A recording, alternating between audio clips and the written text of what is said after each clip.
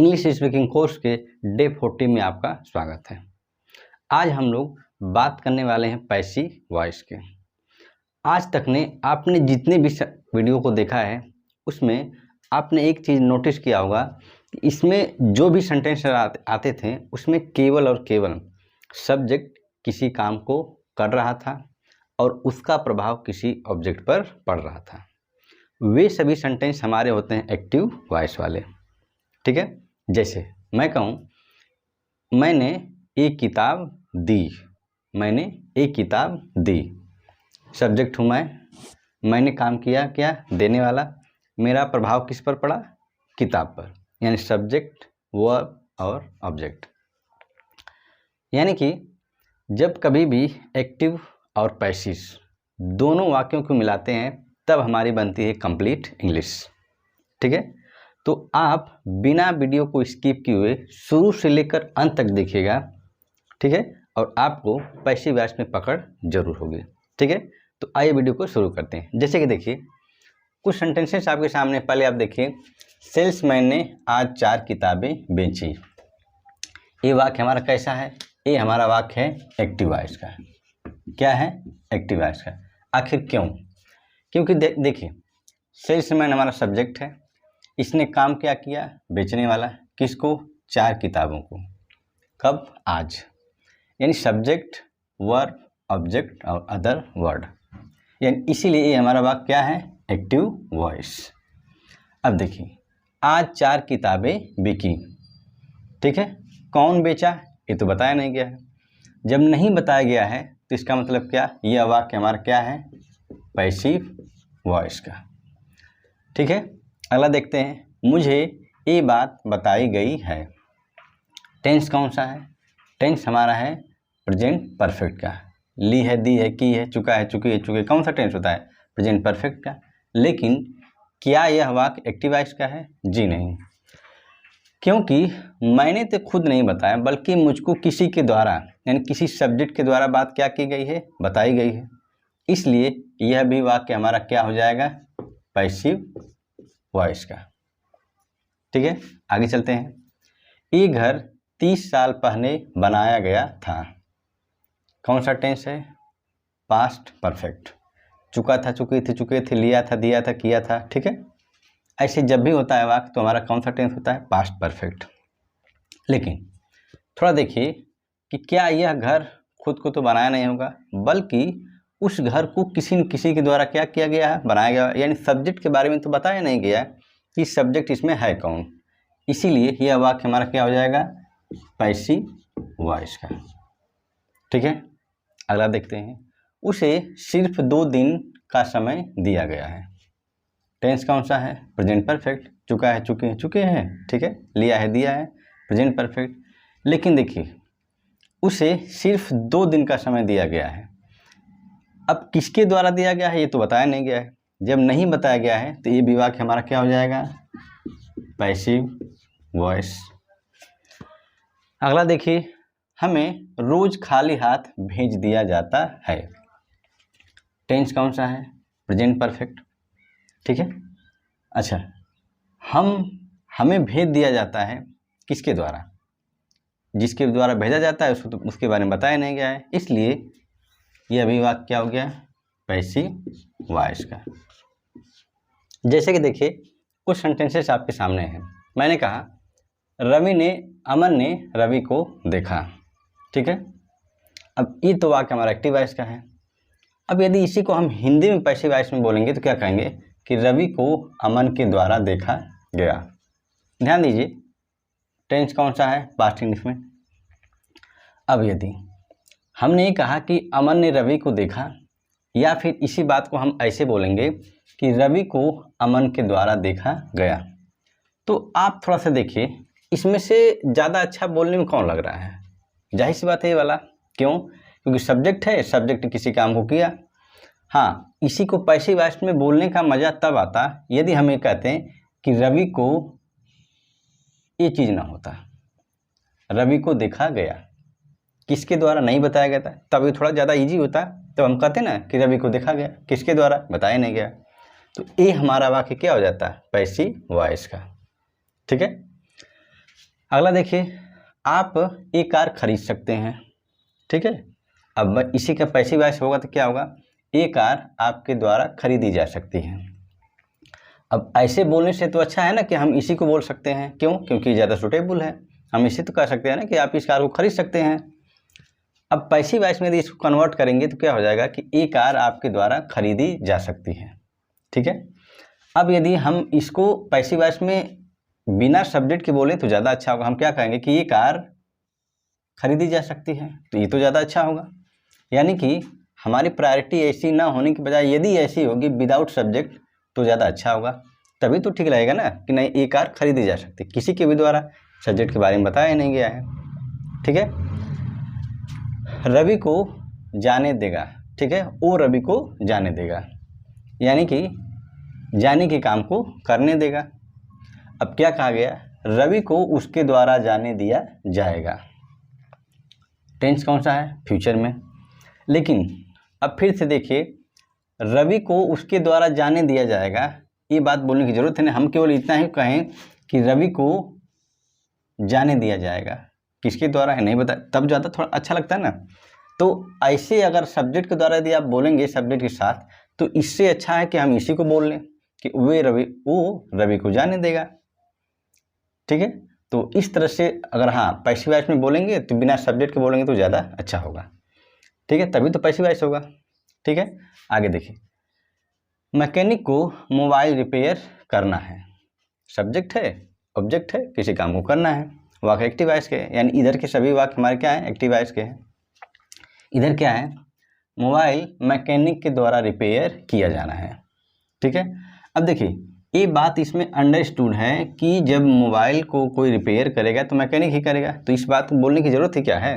हम तो ये नहीं कह सकते हैं कि मोबाइल को रिपेयर किया जाना है, ठीक है, मोबाइल को रिपेयर किया जाना है, तो ज़्यादा अच्छा होगा, तभी तुम्हारा वाक्य क्या हो जाएगा, पैसिव वॉइस का, ठीक है। तो आपने देखा कि जो भी हमारे एक्टिव वॉइस के वाक्य जो होते हैं उसमें सब्जेक्ट किसी न किसी काम को करता है, और जो पैसिव वॉइस वाले वाक्य होते हैं उसमें सब्जेक्ट के बारे में नहीं बताया जाता है, ठीक है। तो अब कुछ मैं आपके सामने रखता हूं। जैसे कि देखिए, यहाँ पर कुछ सेंटेंसेस हैं, पहला है एक्टिव वॉइस और दूसरा है पैसिव वॉइस में। जैसे कि मैं यहाँ क्रिकेट खेलता हूँ, तो यह वाक्य एक्टिव वॉइस का हो गया। दूसरा है यहाँ क्रिकेट खेला जाता है, यह वाक्य किसमें हो गया, पैसिव वॉइस का। ठीक इसी तरह से जितने भी सामने आपके सेंटेंस है ये सभी की सभी हमारे क्या है, एक्टिव वॉइस, और इधर सभी के सभी क्या है, पैसिव वॉइस। जैसे देखिए, मैं यहाँ क्रिकेट खेल रहा हूँ, ठीक है, यहाँ क्रिकेट खेला जा रहा है। मैं यहाँ क्रिकेट खेल चुका हूँ, यहाँ क्रिकेट खेला जा चुका है। अगला है, मैं यहाँ सुबह से क्रिकेट खेल रहा हूँ, सुबह से यहाँ क्रिकेट खेला जा रहा है। मैंने वहाँ क्रिकेट खेला, वहाँ क्रिकेट खेला गया। मैं वहाँ क्रिकेट खेल रहा था, वहाँ क्रिकेट खेला जा रहा था। मैं वहाँ क्रिकेट खेल चुका था, वहाँ क्रिकेट खेला जा चुका था। मैं वहाँ सुबह से क्रिकेट खेल रहा था, सुबह से वहाँ क्रिकेट खेला जा रहा था, ठीक है। अगला है, कल मैं वहाँ क्रिकेट खेलूँगा, कल वहाँ क्रिकेट खेला जाएगा। शाम को मैं क्रिकेट खेल रहा हूँगा, शाम को वहाँ क्रिकेट खेला जा रहा होगा। अगला है, शाम तक मैं क्रिकेट खेल चुका हूँगा, शाम तक क्रिकेट खेला जा चुका होगा। कल मैं सुबह से क्रिकेट खेल रहा हूँगा, वहाँ सुबह से क्रिकेट खेला जा रहा होगा, ठीक है।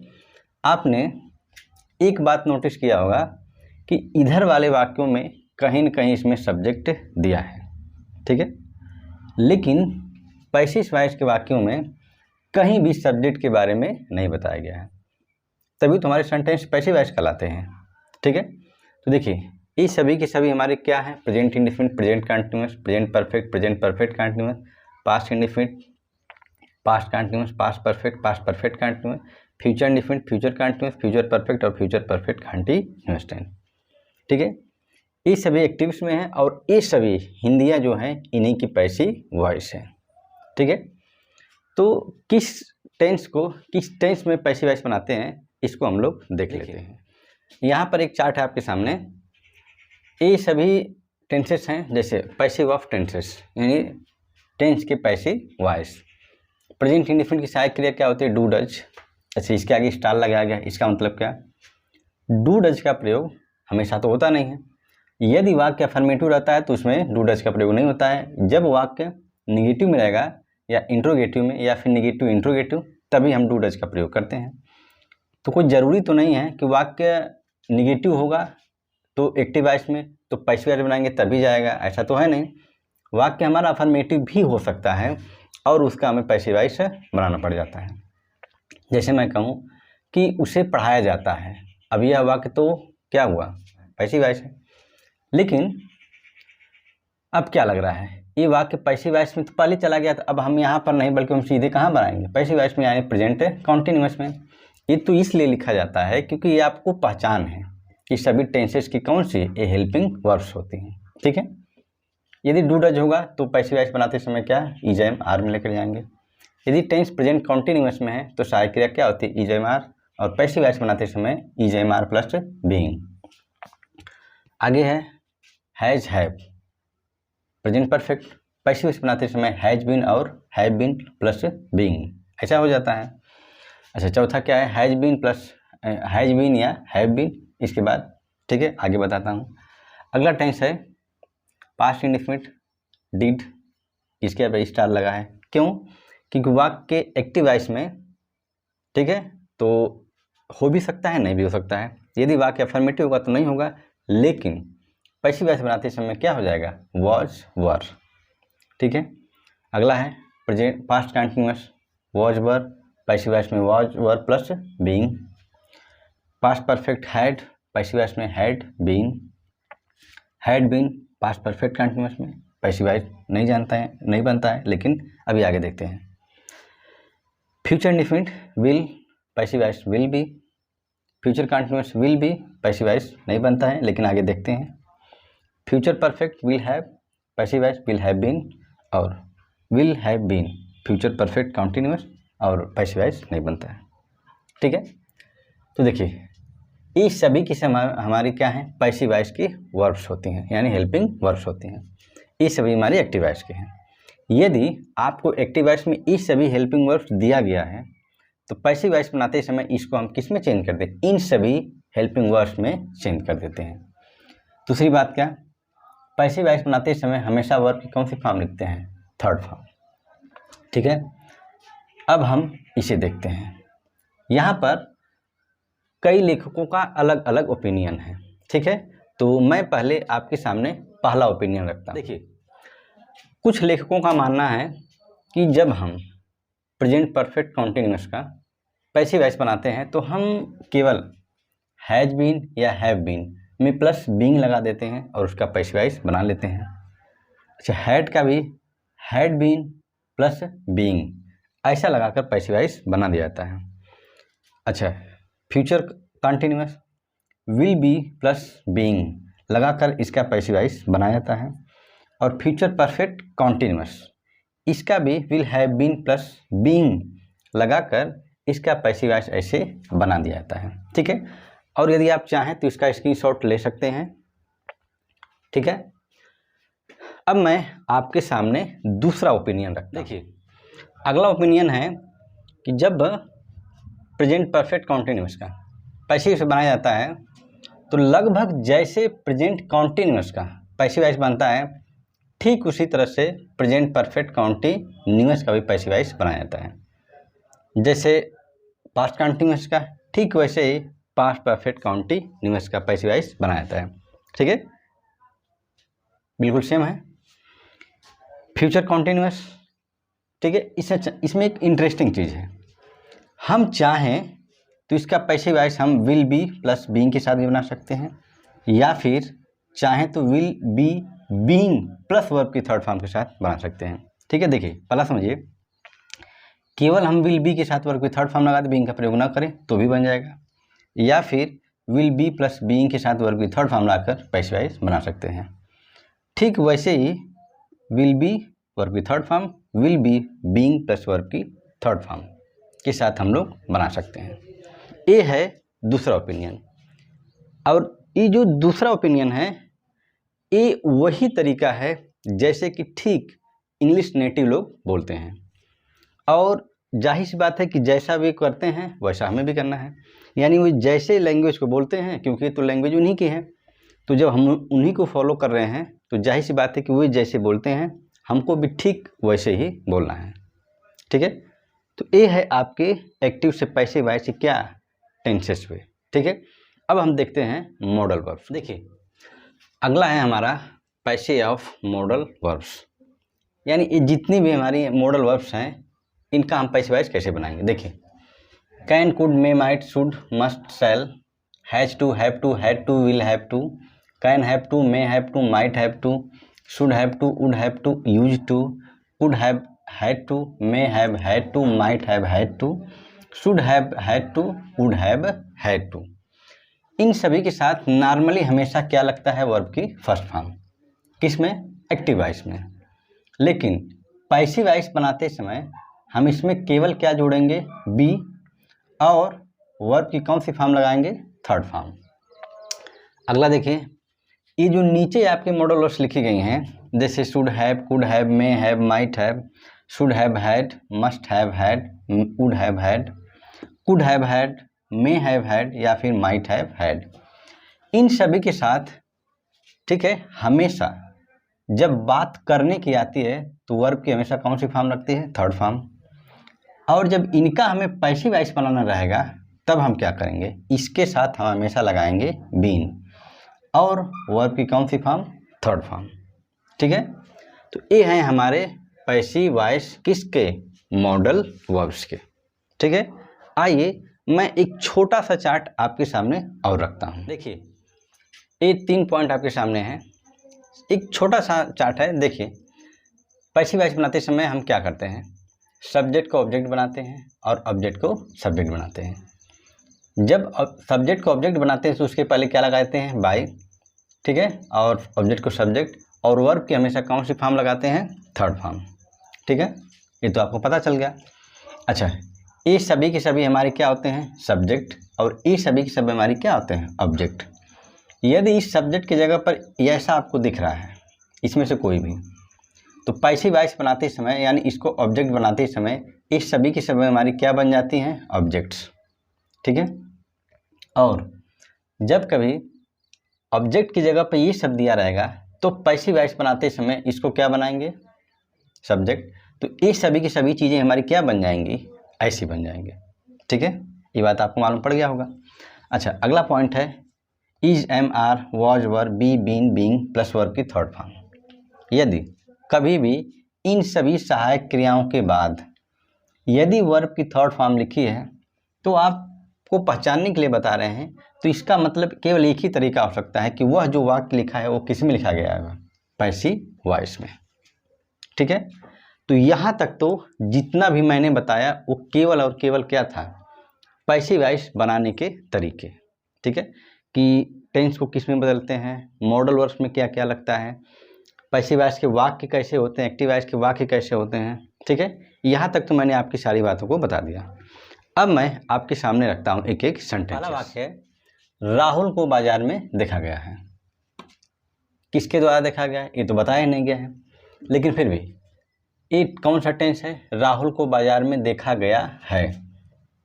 टेंस कौन सा है, आया है, गया, उठाया, बैठा है, लिया है, प्रेजेंट परफेक्ट टेंस।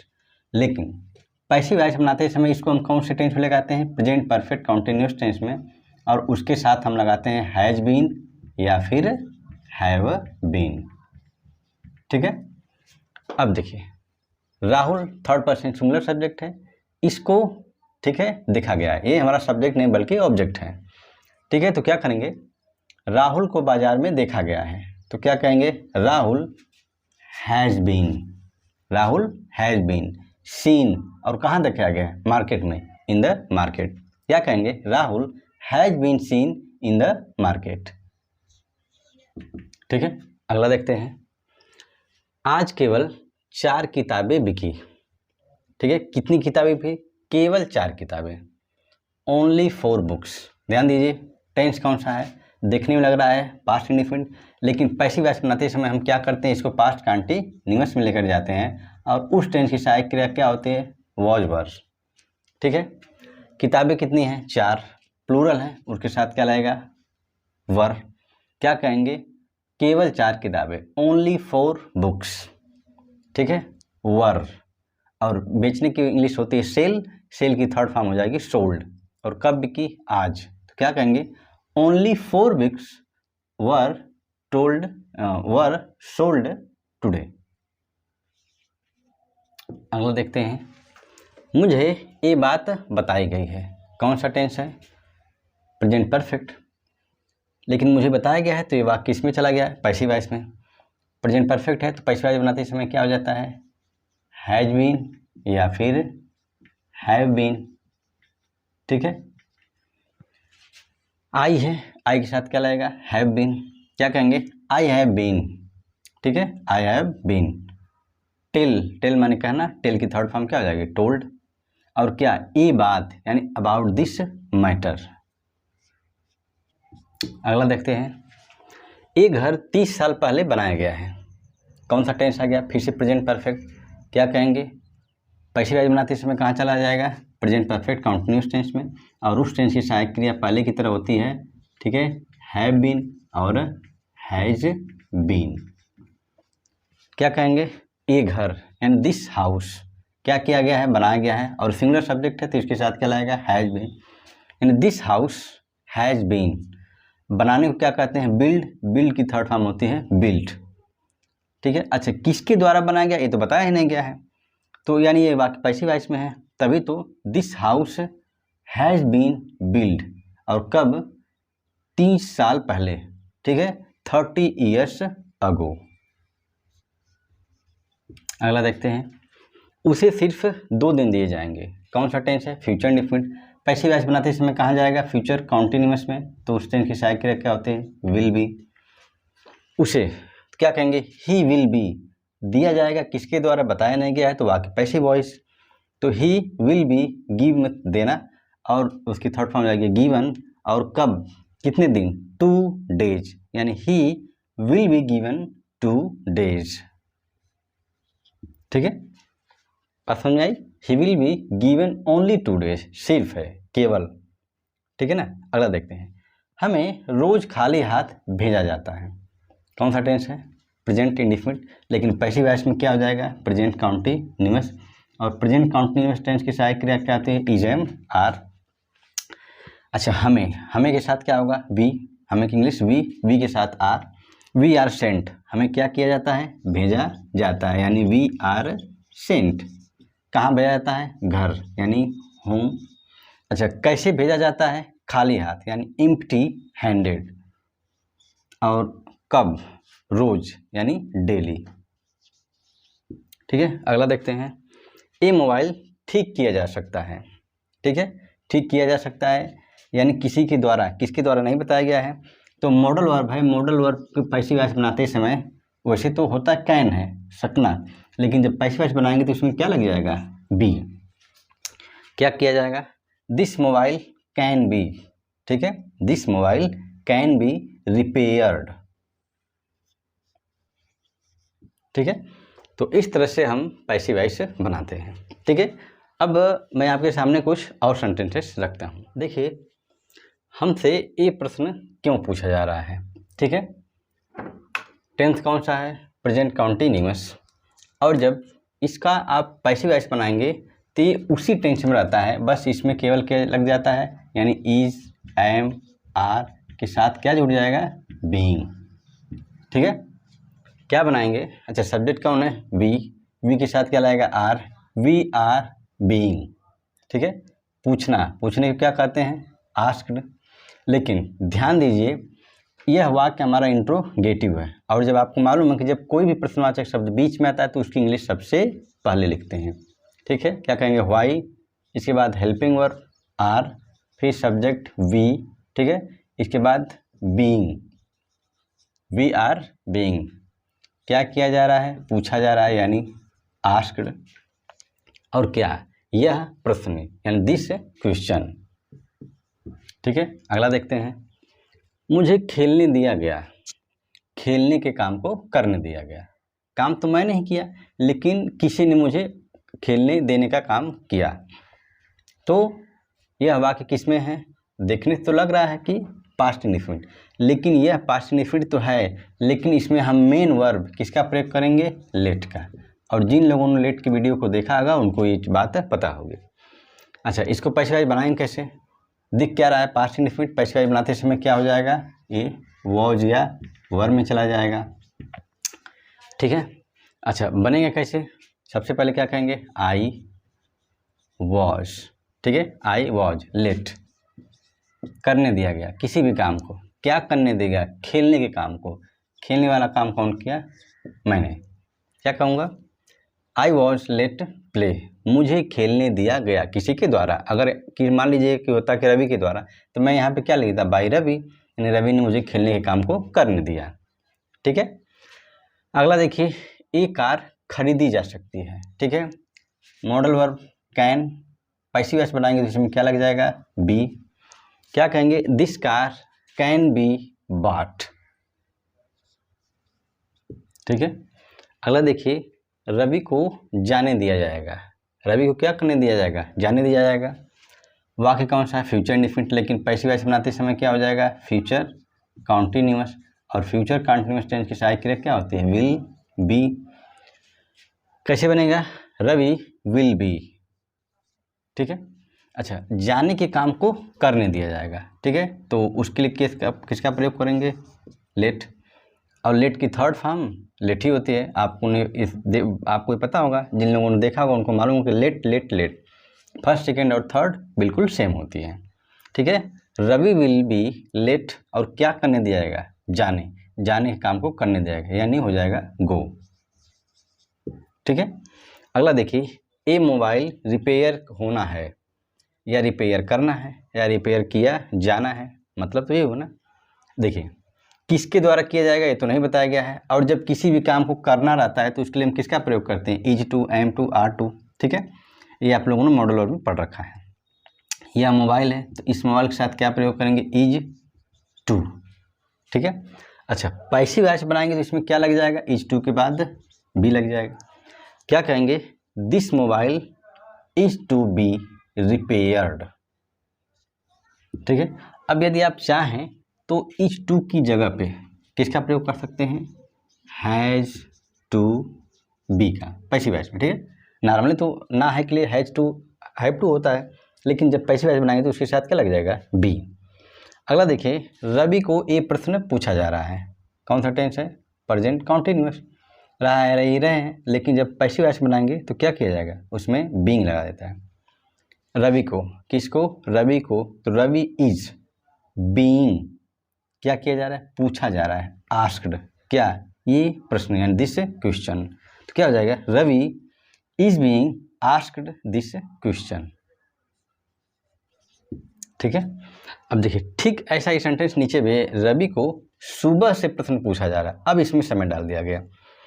जब समय वाला वाक्य आता है तो हमने आपके सामने दो ओपिनियन रखा था। अच्छा, पहले से हम बनाते हैं किससे, हैज़ टू से, क्या कहेंगे, रवि हैज़ टू, टेंस कौन सा है, सुबह से समय है तो प्रेजेंट परफेक्ट कॉन्टिन्यूअस हो गया, और पैसिव वॉइस बनाते समय उसमें हैज़ बीन, हैव बीन के साथ केवल बीइंग लग जाता है। पहला ओपिनियन तो ये था। अच्छा, पहले हम उससे बनाते हैं, क्या कहेंगे, Ravi has been being asked this question, कब से, सुबह से, इन द मॉर्निंग, ठीक है। देखिए, पहला तरीका तो ये हो गया, Ravi has been being asked this question in the morning. लेकिन यदि हम नेटिव लोगों को फॉलो करें तो उनके रूल के अनुसार से हम क्या लगाते हैं, उनके अनुसार होता क्या है, रवि इज बीइंग, ठीक जैसे प्रेजेंट कॉन्टिन्यूअस का टेंस बनता है, ठीक है। Ravi is being asked this question in the morning, ठीक है। तो इस तरह से। अच्छा देखिए, अगला समस्या क्या होगा, अगली प्रॉब्लम, आपको ये लगेगा कि जब इस तरह से लिखा है तो फिर ये हम कैसे जानेंगे कि ये वाला जो है ये प्रेजेंट कॉन्टिन्यूअस है कि प्रेजेंट परफेक्ट कॉन्टिन्यूअस है। लेकिन थोड़ा सा आप सोच सकते हैं कि जब कभी भी अगर केवल इज बीइंग होता तो वो पक्का है कि प्रेजेंट कॉन्टिन्यूअस होता है, लेकिन यहाँ पर कैसे मालूम पड़ेगा, देखिए जब प्रेजेंट परफेक्ट कॉन्टिन्यूअस रहेगा तो उसकी तो वही पहचान है ना कि उसमें कहीं न कहीं आपको क्या दिया रहेगा, समय दिया रहेगा, और जब समय दिया रहेगा तब तो आप जान ही जाएंगे ना कि जो वाक्य बोला जा रहा है ये किस में बोला जाएगा, इस समय के साथ यानी प्रेजेंट परफेक्ट कॉन्टिन्यूअस में। और जब केवल is being, are being, am being के साथ बनेगा तो इसका मतलब वो प्रेजेंट कॉन्टिन्यूअस। हालांकि दोनों में कोई अंतर नहीं है, लेकिन फिर भी आप चाहें तो हैज बीन या फिर हैव बीन या फिर is being, are being, am being का प्रयोग करके वाक्य को बना सकते हैं। ठीक है, no difference between present perfect continuous tense, passive voice बनाते समय। ठीक है, ये है प्रेजेंट कॉन्टिन्यूअस और प्रेजेंट परफेक्ट कॉन्टिन्यूअस का पैसिव वॉइस। अब हम देखते हैं अगले वाले, ये है हमारी आज की आखिरी स्लाइड। देखिए, हमें जनवरी से अंग्रेजी सिखाई जा रही है। ठीक है, कब से सिखाई जा रही है? जनवरी से। इसमें समय की बात की गई है, सिखाई जा रही थी। ठीक है, अच्छा समय से है तो पास्ट परफेक्ट कॉन्टिन्यूअस टेंस। अब इसके लिए हमने बताया था आपको, इसमें हैड बीन के साथ हम बीइंग का भी प्रयोग कर सकते हैं, या फिर हम चाहें तो वॉज या वर प्लस बीइंग के साथ भी बना सकते हैं। क्योंकि मैंने आपके सामने दो ओपिनियन रखे थे, पहला था हैड बीन बीइंग, दूसरा था वॉज वर प्लस बीइंग। अच्छा, पहले हम हैड बीन से बनाते हैं। पहले देखते हैं क्या कहेंगे। हमें जनवरी से अंग्रेजी सिखाई जा रही थी। वी हैड बीन बीइंग, सिखाने या पढ़ाना टॉट इंग्लिश, और कब से? जनवरी से, सिंस जनवरी। ठीक है, अच्छा ये तो पहला तरीका हो गया। अगर हम दूसरे वाले से बनाएंगे तो ठीक आपको वैसे ही दिखाई देगा जैसे कि पास्ट कंटिन्यूअस दिख रहा है, लेकिन बस आप पहचान कैसे जाएंगे, क्योंकि इसमें क्या दिया रहेगा? समय दिया रहेगा। ठीक है, जैसे कि इंग्लिश नेटिव लोग बोलते हैं। ठीक है, तो क्या कहेंगे? वी वर, ठीक है, बीइंग, वी वर बीइंग। और क्या किया जा रहा है? पढ़ाया जा रहा है। क्या पढ़ाया जा रहा है? इंग्लिश, यानी इंग्लिश। अच्छा, कब से पढ़ाया जा रहा है? ठीक है, जनवरी से, यानी सिंस जनवरी। ठीक है, अगला देखिए, शाम को यहाँ क्रिकेट खेला जा रहा होगा। टेंस कौन सा है? Future continuous. फ्यूचर कॉन्टिन्यूअस के लिए भी मैंने आपके सामने दो ओपिनियन रखे थे। पहला क्या था? हम चाहें तो विल बी के साथ वर्ब थर्ड फॉर्म लगा के बना सकते हैं, या फिर हम चाहें तो विल बी प्लस बीइंग के साथ थर्ड फॉर्म लगा के पैसिव वॉइस बना सकते हैं। अच्छा, वो वाला तरीका क्या है? वो वाला भी ठीक है और दोनों ठीक है। देखिए, बनेंगे क्या? शाम को यहाँ क्रिकेट खेला जा रहा है। क्या खेला जा रहा होगा? क्रिकेट। क्या कहेंगे? क्रिकेट विल बी, या फिर will be playing, will being played. ठीक है, अच्छा पहले हम इससे बना लेते हैं। क्या कहेंगे? क्रिकेट विल बी प्लेड, और कहाँ खेला जा रहा है? यहाँ। ठीक है, कब से? शाम से, सिंस इन द इवनिंग। ठीक है, पहला तरीका तो ये हो गया। दूसरा क्या बनाएंगे? यदि इंग्लिश नेटिव को फॉलो करेंगे तो विल बी वाला क्या होगा? Cricket will be being played here since in the evening. अगला देखते हैं, तुम मुझे हंसा रहे हो। ठीक है, वाक्य क्या है? अब देखिए, कोई मुझसे हंसवा रहा है, मतलब तो ये हुआ ना, वो काम नहीं कर रहा है, यानी तुम काम नहीं कर रहे। हंसने वाला काम कौन कर रहा है? मैं कर रहा हूँ। तो इसमें हम लोग पॉजिटिव वर्ब्स का प्रयोग करते हैं, मेक या गेट का। जिन लोगों ने मेक या गेट की वीडियो को देखा होगा उनको तो पता होगा। टेंस कौन सा है? Present continuous. क्या कहेंगे? You are making me laugh. ठीक है, अच्छा पहला तरीका ये है। अगर हम गेट से बनाते हैं तो क्या कहते हैं कि यू आर गेटिंग। ठीक है, यू आर गेटिंग। अब जिन लोगों ने देखा होगा उनको पता होगा कि गेट के साथ क्या लगता है? To. You are getting to me, और क्या? लाफ। ठीक है, इस तरह से पैसिव वॉइस बनाए थे। अच्छा, ये तो फिलहाल एक्टिव वॉइस का था। अब अगला देखिए, मुझे हंसाया जा रहा था। ठीक है, यानी कि अब ये वाक्य एक्टिव का नहीं बल्कि क्या है? पैसिव वॉइस का है। पैसिव वॉइस में हम इसको बनाएंगे कैसे? देखिए, ध्यान से बनाते हैं। सबसे पहले क्या करेंगे? आई। टेंस कौन सा है? प्रेजेंट कॉन्टिन्यूअस, तो उसी में रहता है, बस बीइंग लग जाता है। तो क्या कहेंगे? आई एम बीइंग क्या कहेंगे, आई एम बीइंग। अब पैसिव वॉइस है तो पैसिव वॉइस में वर्ब की हमेशा कौन सी फॉर्म लगती है, third form. I am being made to, ठीक है, और क्या किया जा रहा है, हंसाया जा रहा है, लाफ, ठीक है, इस तरह से बनेगा। अच्छा देखिए, अब कुछ लोगों को लगेगा कि मेक के साथ तो टू का प्रयोग नहीं होता है, लेकिन आप ध्यान दीजिए यही तो पैसिव वॉइस है। अगर एक्टिव वॉइस होता तो यहाँ पे हम टू का प्रयोग नहीं करते। जैसे देखिए यहाँ पर हमने किया नहीं किया, मेक के बाद टू का प्रयोग हुआ नहीं। लेकिन जब पैसिव वॉइस में बनाएंगे तो आप मेक हो, मेक के साथ टू का प्रयोग किया जाता है। अच्छा, एक बात सबसे ज़रूरी बात क्या है कि जब आपको कॉजेटिव वर्ब्स का, किसका, कॉजेटिव वर्ब्स का पैसिव वॉइस बनाना रहेगा तो केवल और केवल आप पैसिव वॉइस किससे बना सकते हैं, मेक से, ठीक है। इस बात को आप नोट कर लीजिएगा कि कॉजेटिव वर्ब का पैसिव वॉइस केवल और केवल किससे बनता है, मेक से बनता है, ठीक है। अगला देखते हैं। देखिए, उसने मुझे एक कॉन्सेप्ट समझाया। समझने का काम किसने किया, मैंने। उसने तो केवल समझाया, लेकिन काम कौन क्या समझने का, मैंने किया। वाक्य कॉजेटिव वर्ब वाला है तो क्या कहेंगे, he made me, he made me. अब देखिए यहाँ पे टू का प्रयोग नहीं हो क्योंकि यह वाक्य एक्टिव में है, पैसिव में नहीं है। ही मेड मी क्या किया, अंडरस्टैंड यानी समझाने का काम, और क्या समझाया, एक कॉन्सेप्ट यानी दिस कॉन्सेप्ट। अच्छा, इसी वाक्य को यदि हम मेक से ना बनाएं, गॉट से बनाएं तो क्या कहेंगे, देखिए ध्यान दीजिए, गेट से बनाएंगे तो ही, अच्छा अब यहाँ पे क्या हो जाएगा, गेट का थर्ड फॉर्म या सेकेंड गॉट, ही गॉट मी।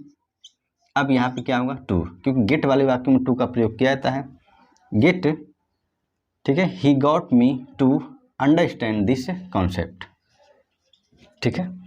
ये वाक्य हमारा क्या था, एक्टिव वॉइस में, किसमें था, एक्टिव वॉइस में। लेकिन अगला देखिए, मुझे एक कॉन्सेप्ट समझाया गया। अच्छा, इन दोनों में खासियत क्या है और इन दोनों में खासियत क्या है, ध्यान दीजिए। इसमें देखिए सब्जेक्ट है, इसमें भी सब्जेक्ट है, लेकिन इसमें देखिए सब्जेक्ट तो है ही नहीं, इसीलिए तो यह वाक्य हमारे क्या है, ये दोनों वाक्य हमारे पैसिव वॉइस है, और यह जो दोनों वाक्य ये हमारे क्या है, एक्टिव वॉइस है। कौन से वाले, कॉजेटिव वर्ब्स वाले। आगे देखिए, मुझे एक कॉन्सेप्ट समझाया गया, किसके द्वारा, बताया ही नहीं गया है। टेंस कौन सा है, पास्ट इंडिफिनिट, ठीक है। पैसिव वॉइस बनाएंगे तो पास्ट कंटीन्यूअस में चला जाएगा, तो क्या कहेंगे, समझाया गया तो क्या होगा, आई, ठीक है। आई वॉज मेड, और फिर इसके बाद किसको, मुझे, तो आपको पहले लिख लिया है कि आई वॉज मेड के बाद क्या लगता है, टू, मेड टू। समझाने का मतलब क्या, अंडरस्टैंड, और क्या, यह कॉन्सेप्ट यानी दिस कॉन्सेप्ट, ठीक है। तो इस तरह से आप हमेशा ध्यान दीजिए कि जब भी पैसिव वॉइस बनाना रहेगा तो कॉजेटिव वर्ब्स वाले का हम केवल और केवल किससे बनाएंगे, मेक से ही पैसिव वॉइस बना सकते हैं, ठीक है। तो देखिए, जो लोग वीडियो को शुरू से लेकर अंत तक देखेंगे उन्हीं को ये बात पूरी समझ में आ सकती है, और जिन लोगों ने पिछली वाली वीडियो को नहीं देखा होगा, लेट से, मेक से, गेट से या इम्परेटिव को, उन लोगों को ये बात समझ में पूरी तरह से नहीं आ सकती है, ठीक है। तो यदि आपको एक बार में नहीं समझ में आता है तो 2 बार, 3 बार, 4 बार देखिए, लेकिन जब तक आप पूरी वीडियो को बिना स्किप किए हुए नहीं देखेंगे तब तक आपको कॉन्सेप्ट समझ में नहीं आने वाला है, ठीक है। ये था हमारा आज का एक्टिव और पैसिव वॉइस। ये तो फिलहाल एक केवल बेसिक था। अब हम इसके अगले पार्ट में आपको इसकी प्रैक्टिस एक्सरसाइज लेके आएंगे, क्योंकि आप कितना भी पढ़ लीजिए लेकिन जब तक आप प्रैक्टिस नहीं करेंगे आप इंग्लिश से बोल नहीं पाएंगे या फिर बना भी नहीं पाएंगे, ठीक है। तो मैं उम्मीद करता हूँ कि ये वीडियो आपको पसंद आई होगी। यदि वीडियो पसंद आई हो तो वीडियो को लाइक करें, शेयर करें और कमेंट में ज़रूर बताएं कि वीडियो आपको कैसी लगी।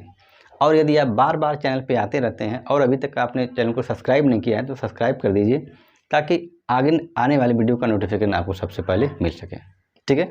तो फिर मिलते हैं अगले पार्ट में, तब तक के लिए टेक केयर, गुड बाय।